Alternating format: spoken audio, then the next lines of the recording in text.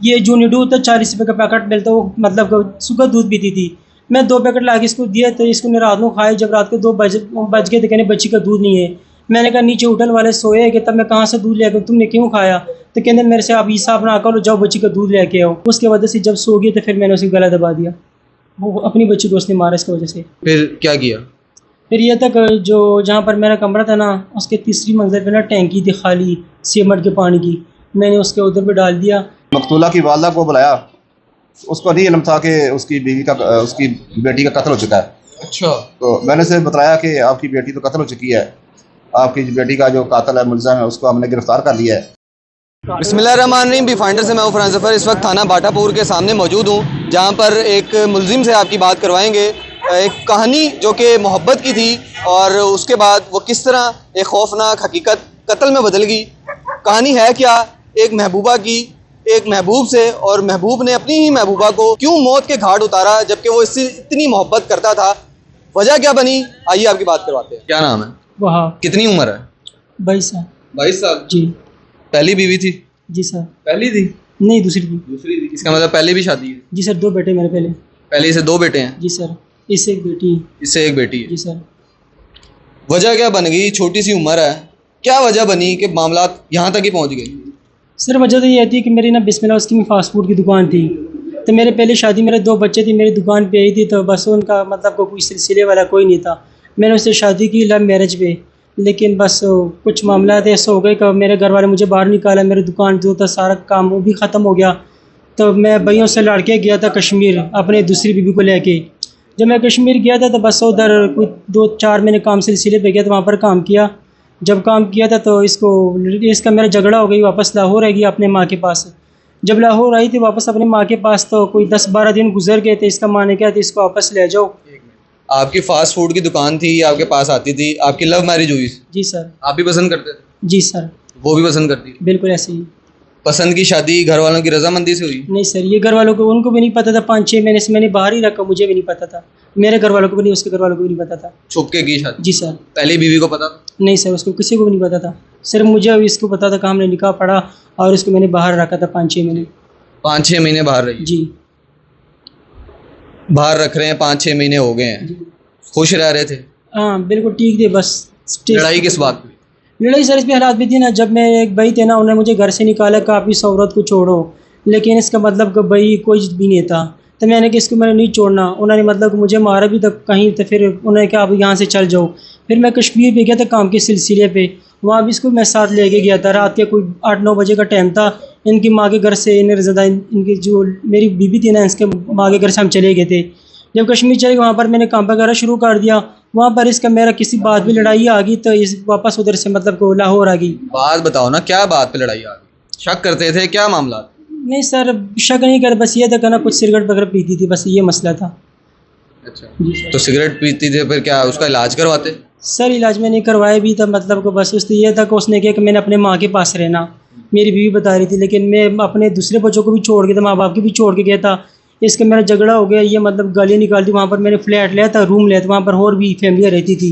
जब मोहब्बत हुई थी जी सर, उसके फ़ौरन बाद तो शादी नहीं ना होगी, थोड़े अरसे बाद हुई होगी। ज़ाहिर है आपके पास आती थी फास्ट फूड पे, तब पता था कि सिगरेट पीती है?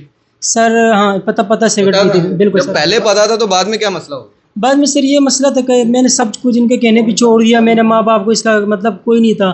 जब मैं इसको कश्मीर ले गया था वहाँ पर बस ये मामला थे कि इसको मैंने बताया था कि आप यहाँ पर पहले कोई कमरा लिया था, छोटा कमरा लिया था। पहली बीवी और माँ बाप छोड़ के गए थे? जी। उन्होंने मुझे कैसे आप इसको रख लो या पहली बार के रख लो। मैं इसको लेके कश्मीर चले गया। जब कश्मीर चले गया तो मैंने वहाँ पर पहले रूम लिया था, उसका 8,000 रुपये रेंट था। इसको रखा था उधर। मैं दिन को पेरी का काम करता, कुर्सी टेबल वगैरह बेचता था। शाम को जब आ जाता था तो बस ये हो गया किसने कि मैंने अपने माँ के पास जाना। तो मैंने क्या कहा, मैं यहाँ पर क्या करूँगा आपके लिए, मैं यहाँ पर आऊँ। तो जब माँ की मैंने टिकट कटवाया था तो ये लाहौर आ गई। कोई 8-10 दिन हो गए तो इसके माँ ने फिर मतलब को कश्मीर को भेज दिया। कितना अरसा हुआ था मोहब्बत के बाद शादी को? सर जी ये कम से कम ये रमज़ान ही, पिछला जो रमज़ान था ना, कोई 20वें रोज़े मेरे के पास सही थी। कहते मुझे चिप्स थी, बर्गर चाहिए थी। तो मैंने बताया आप या घर चल जाओ या ऊपर फैमिली हाल बैठ जाओ। लड़के ज़्यादा खड़े थे, ये रो रही थी। जब मैं ऊपर इसके साथ बर्गर चिप्स ले गया था, जब रो रही थी मैंने कहा क्या मसला है? इसने कि मैं घर से लड़की आई हूँ। मैंने कहा चलो घर में लड़ाई वगैरह तो होते ही ऐसे दिन आकर 20वां रोज़ा आ गया था। तो हमने फिर ईद के तीसरे दिन पे निकाह कर लिया। आप निकाह कर रहे थे, आपकी नीयत अच्छी थी, वो घर से लड़के आई हुई थी, जब निकाह हो गया था तो घर वालों को बुला लेते, मैंने शादी कर ली, ऐसे कोई जुर्म तो नहीं किया था? यही बात है, जब 5-6 महीने जब हो गए घर वालों को पता चला तो मेरे घर वालों ने मतलब वहाँ पे 2-3 महीने हमारे घर पे रही है। उनके ये कुछ मामला थे कि मतलब हमारे घर वाले कब हमारे ख़ानदान में कोई नशा वगैरह नहीं करता था, ये सिगरेट वगैरह पीती थी, बस इसकी वजह से मेरे घर वालों ने कहा कि आप मतलब को इसको ले जाओ, आप पहले बीवी को छोड़ दो। पहले तो आप बता रहे हैं कि मैंने घर में नहीं बताया था, घर में कब बताया था? घर मैंने नहीं बताया, खुद पता चल गया जब मैं घर लेट जाना शुरू हो गया, दुकान पे जब नहीं होता था तो वो कह रहे कि तुम कहाँ पे होते, दुकान पे घर पे नहीं होते, उनको खुद फिर पता चल गया था। अच्छा, तो वो ये कह रहे थे कि छोड़ दो इसको? जी।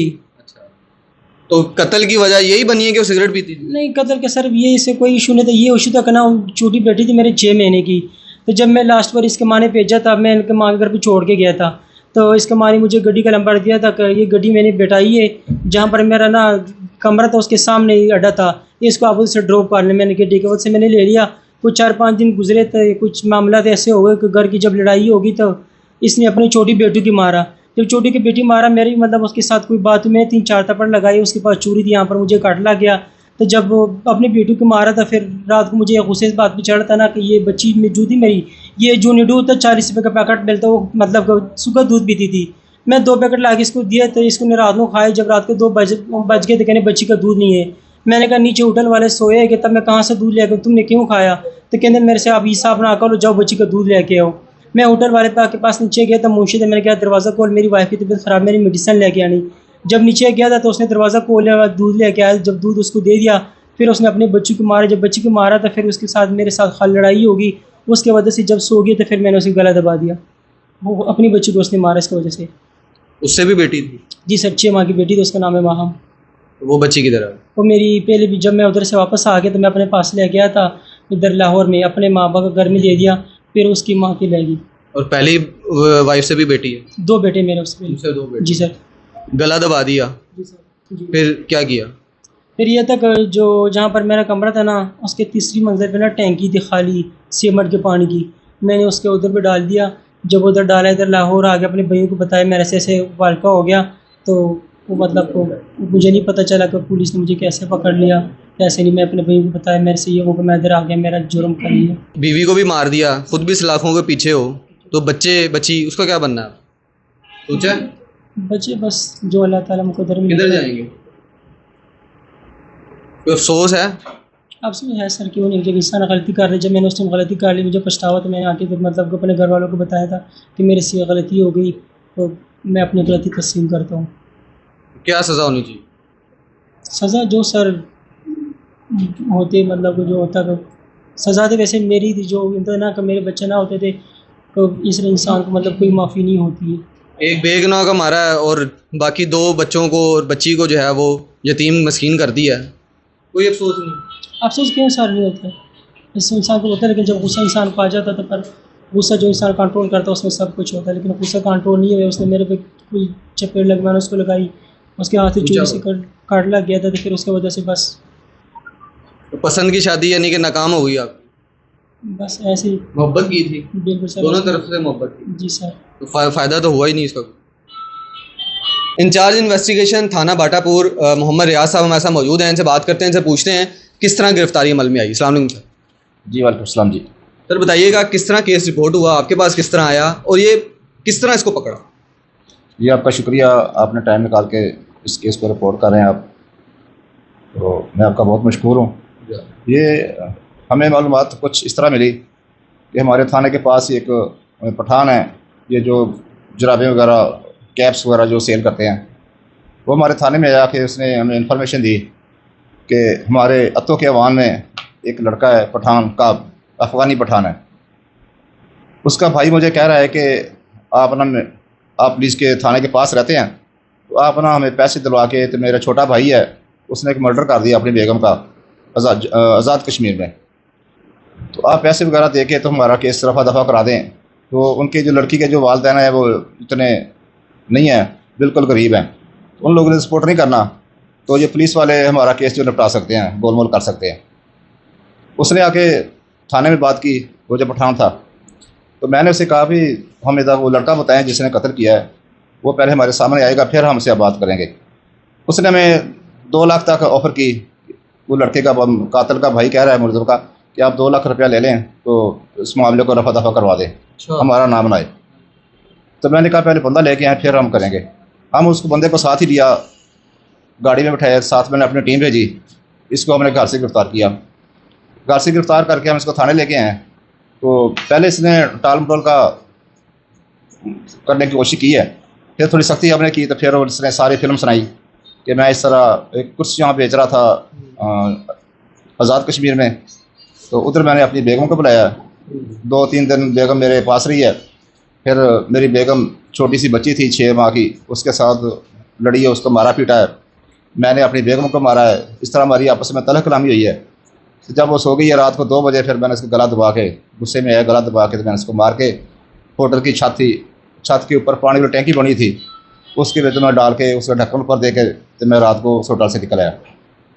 तो हमारा ये कोशिश थी हमारी, लेकिन सबसे बड़ी बात जो ये है कि जो डेड बॉडी थी वो दूसरे सूबे में थी, वो हमारे पंजाब में नहीं थी, आज़ाद कश्मीर में डेड बॉडी थी। जो लड़की की वालदा है उसकी मुद्दत में 365 का पर्चा हो चुका था। फिर हमने इसको 365 में गिरफ़्तार करके फिर इसके इंकशाफ पे हम इस डेड बॉडी से हमने रिकवर की है। तो इस तरह इसका ड्रॉप सीन है। मकतूला की वालदा को बुलाया, उसको नहीं इल्म था कि उसकी बेटी का कत्ल हो चुका है। अच्छा। तो मैंने उसे बताया कि आपकी बेटी तो कत्ल हो चुकी है, आपकी बेटी का जो कातिल है, मुलज़म है, उसको हमने गिरफ़्तार कर लिया है। उसने रोना शुरू कर दिया। फिर मैंने उनसे कहा कि आप हमारे साथ चलें, हमारी टीम साथ जाएगी, हमें डेड बॉडी रिकवर करनी है, तो आप गाड़ी का अरेंज करें, हम उधर लेके जाते हैं। तो कहने लगी मैं तो बहुत गरीब हूँ, मैं तो गाड़ी का अरेंज नहीं कर सकती। फिर उसका कोई रिश्तेदार था, उसने गाड़ी का अरेंज किया, उधर हम गए, डेड बॉडी रिकवर की हमने। उधर वापसी पे जो एम्बुलेंस थी जिस पे हम डेड बॉडी लेके आए हैं, उसके लिए भी उसके पैसे नहीं थे। फिर हमने 18,000 रुपया खुद से अरेंज करके तो डेड बॉडी हम इधर पंजाब में लेके आए। इधर पोस्टमार्टम के बाद फिर हमने जो तदफीन का था सिलसिला था वो पूरा किया हमने। Very good. ये बड़ी ही मैं समझता हूँ काबिल सताइश चीज़ है जिस तरह ये बता रहे हैं, प्रीमिसेस के इशू को, तमाम इशूज़ को इन्होंने बरोए ताक लाते हुए जिस तरह इस केस में इंटेरोगेशन इन्वेस्टिगेशन का आगाज़ किया और जिस तरीके से इन्होंने इस तमाम मामले को सॉर्ट आउट किया, ये एक वाकई एक काबिल सताइश अमल है और हमें अप्रिशिएट ज़रूर करना चाहिए। और अब हमने देखना ये है कि अदालतें और आगे जितने भी इस केस के जितने मामला हैं वो किस तरीके से अपने पाए तकमील तक, पाए अंजाम तक पहुँचते हैं और इसी तरह किसी एक बेगुनाह को, बेकसूर को जो है वो इंसाफ मिल सके। इसी के साथ बी फाइंडर से मुझे दीजिएगा इजाज़त। अल्लाह हाफ़िज़।